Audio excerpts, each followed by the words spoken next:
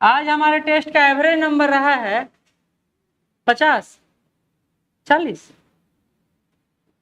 और सब हमको देख रहे हैं एवरेज कितना रहा होगा।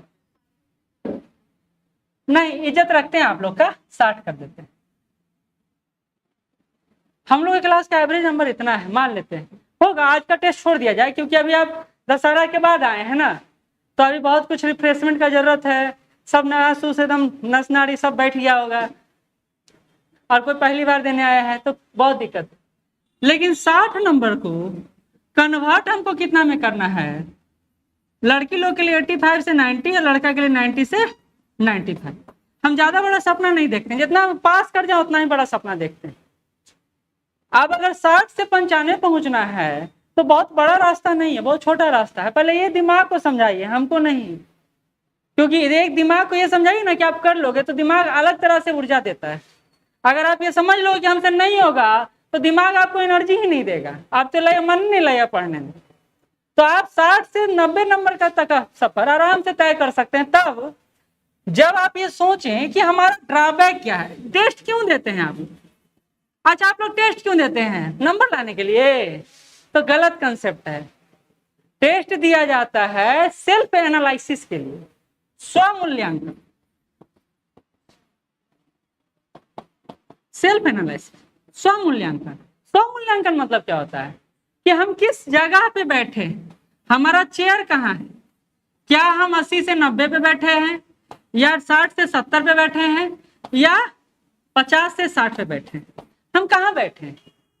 अब एक आइडिया लग गया कि भैया नहीं, हम यहाँ बैठे हुए हैं, अब हमको यहाँ से पहुंचना है यहाँ तक, या यहाँ से पहुंचना है यहाँ तक, तो हम उस सेफ जोन से निकल के अगले जोन के लिए अपना प्रयास शुरू कर देंगे।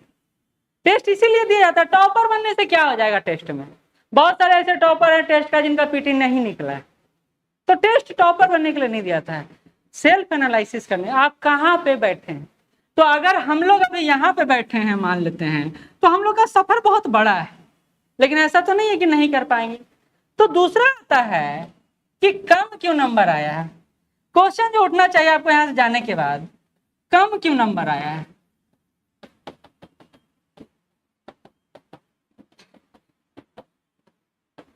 तो चलिए, पहला बात, अगर आपको इससे इतर कुछ होगा तो बताइएगा हमको।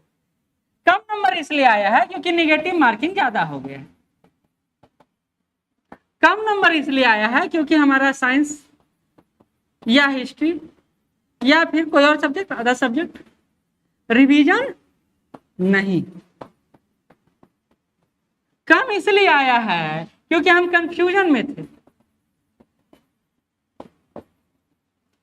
कंफ्यूजन में थे और हम सही और गलत का भेद नहीं कर पाए। ये ना होगा, यही होगा।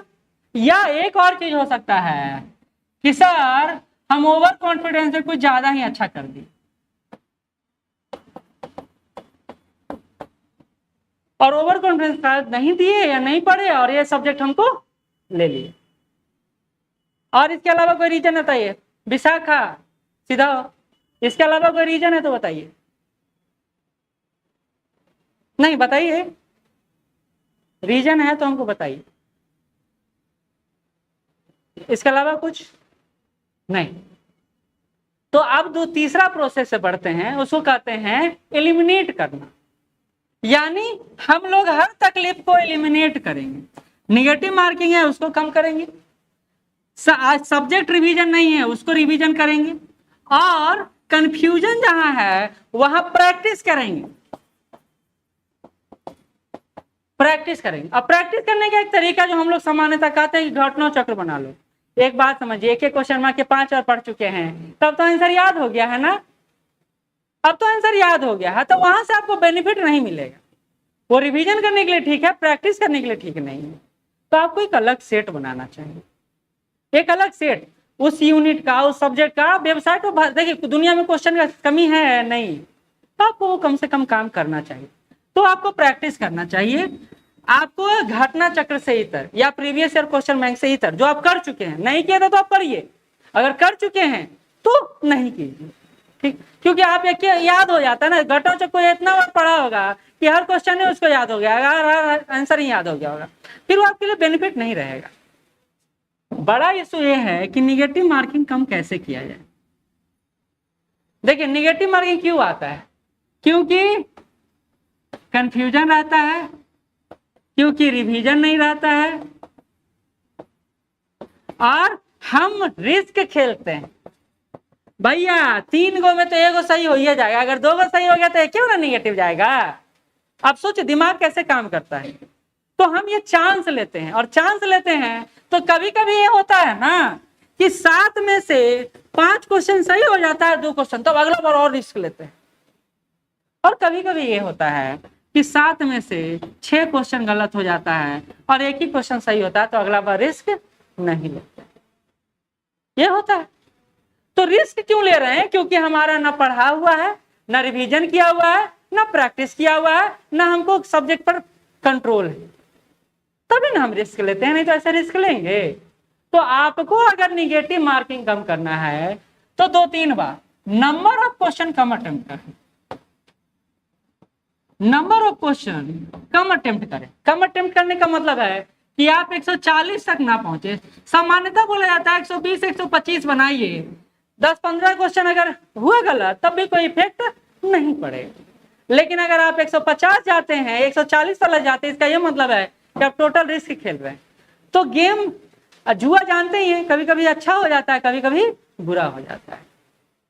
तो इसके लिए आपको सब्जेक्ट पर कमांड करना पड़ेगा, रिवीजन करना पड़ेगा, प्रैक्टिस करना पड़ेगा, और एक थ्योरी काम करता है, एलिमिनेशन थ्योरी। वो तभी काम करता है जब आपके पास ये सारा बात हो। आप सोचो भैया हम तो एकदम केबीसी कुर्सी पर बैठ गए, एक के बार में सही हो जाएगा, तो ऐसा कुछ होने वाला नहीं। मिलेनियर मूवी देखे हैं ना, तो वो बच्चा मिलेनियर अपने सपने से बन जाता, वहां ये घटना घटा था, वहां ये घटना घटा था, जोड़ के बना। आप नहीं ऐसा कर सकते, क्योंकि जब आप जोड़ने लगे तो पागल हो जाइएगा। कितना तथ्य पढ़े हैं आप लोग। हाँ, एक और गलती होता है, हम ज्यादा पढ़ते हैं तो ज्यादा कंफ्यूज रहते हैं, ज्यादा एनालिटिकल हो जाते हैं और क्वेश्चन हमारा गलत हो जाता है।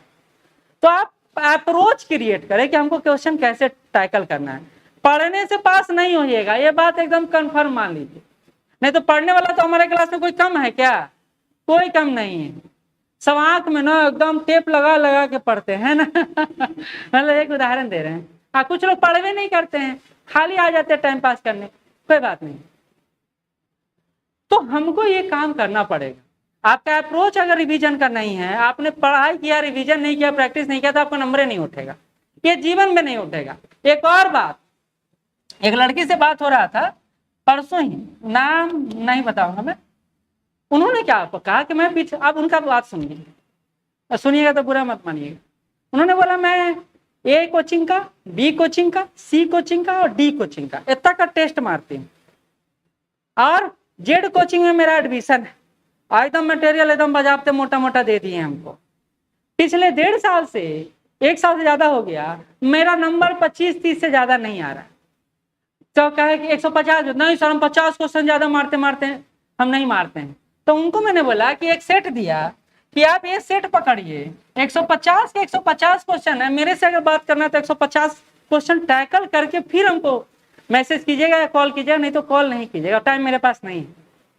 तो वो मजबूरी में एक दिन बाद हमको 150 क्वेश्चन बना के दिए, जिसमें 33 क्वेश्चन उनका सही था और 25 क्वेश्चन गलत था, और बाकी क्वेश्चन उनसे छुआया ही नहीं। इसका क्या मतलब हुआ? वो पढ़ने में कम नहीं थे। तब हमने उनको एक आइडिया दिया जिस पर वो अभी 2-3 दिन से फॉलो कर रहे हैं। मैंने बोला जो भी टॉपिक आप कंप्लीट कर रहे हैं उसका हमको घटना चक्र सिर्फ नहीं चाहिए, हमको उसका वेबसाइट पर है, आपके पास जो भी सोर्स है उसका सारा क्वेश्चन बन के वो यूनिट कंप्लीट करके हमको दीजिए, फिर आप कोई दूसरा सेट बनाइए। तो 3 दिन से वो ये काम कर रही हैं और ये उनको अब ज्यादा संतुष्ट कर रहा है।